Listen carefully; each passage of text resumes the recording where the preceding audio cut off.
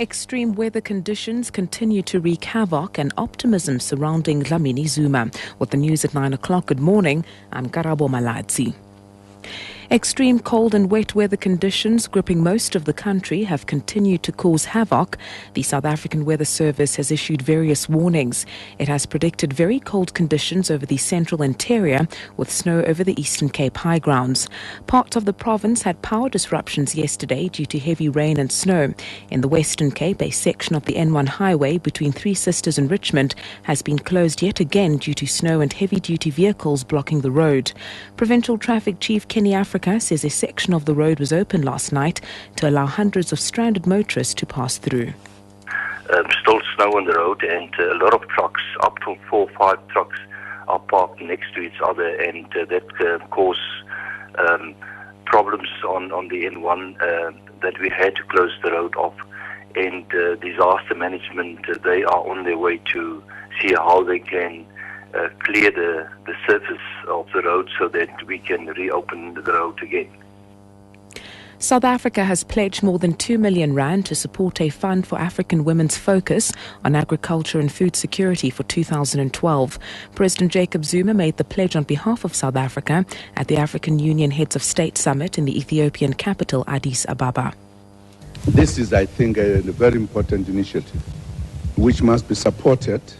I think for the women to stand on their own and really lead the way is what we need to support.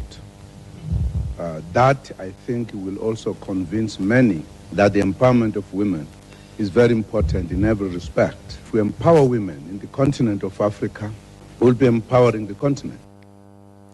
South Africa's Home Affairs Minister Nkosazana Dlamini Zuma could be the first woman to hold the African Union chairmanship if she's elected to the post. She has dismissed as unfounded suggestions that if she wins, the AU could become a platform for South Africa to dominate the continent. In a few hours' time, African leaders are expected to vote for a new AU Commission chairperson. Supporters for both candidates, Dlamini Zuma and the incumbent Jean Ping of Gabon, are actively lobbying behind the scenes. Dlamini Zuma had this to say. Now I'm told you can't have Anglophone and Francophone as chair and deputy. In the previous commission, the chairperson, President Alpha Konare, was Francophone. Mazimaka from Rwanda was Francophone. There was no complaint. Before Ping came, they were both French-speaking, and there was no problem. And I think the AU should just look at the merits of the candidates and decide. Limpopo ANC chairperson Premier Castle Matale has lambasted the current party leadership under President Zuma, saying it does not want to listen to divergent views. Matale says that the past ANC leadership under President Abe Xuma accommodated former President Nelson Mandela as a youth league leader, even when he didn't follow ANC policies. Mandela went outside the policies of the ANC to go and receive military training to engage in armed struggle, which was not policy of the African National Congress. The ANC was ready to listen and engage with the Youth League. The leadership of the movement at the time understood very well that they were not principal custodians of knowledge. They were ready to allow themselves to be persuaded by the Youth League. Shifting focus to international news, when United States athletes take part in the Olympic Games opening ceremony in 2 weeks' time, they'll be wearing outfits that have caused outrage in America. One senator is so angry that he wants the outfits burnt. That's because they've been made in China. America's Olympic Committee has now promised that in the next Games, all outfits will be made in the United States. Democratic Senator Harry Reid elaborates. I think they should take all the uniforms, put them in a big pile and burn them and start all over again. If they have to wear nothing but a singlet that says USA on it, painted by hand, that's what they should wear. We have people in the textile industry who are desperate for jobs.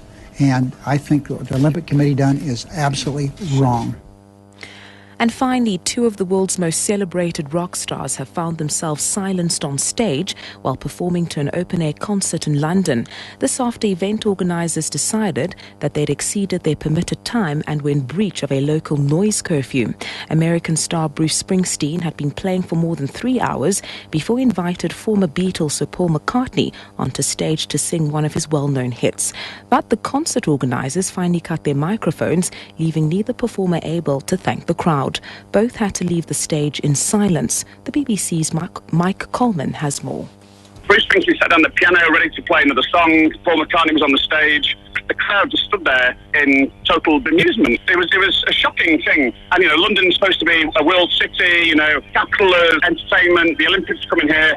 Shame on you, London. And taking a look at